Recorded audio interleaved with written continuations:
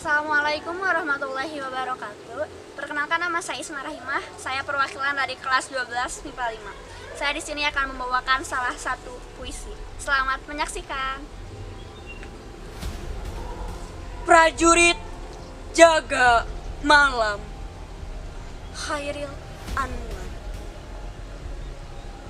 Waktu jalan, aku tidak tahu apa nasib waktu.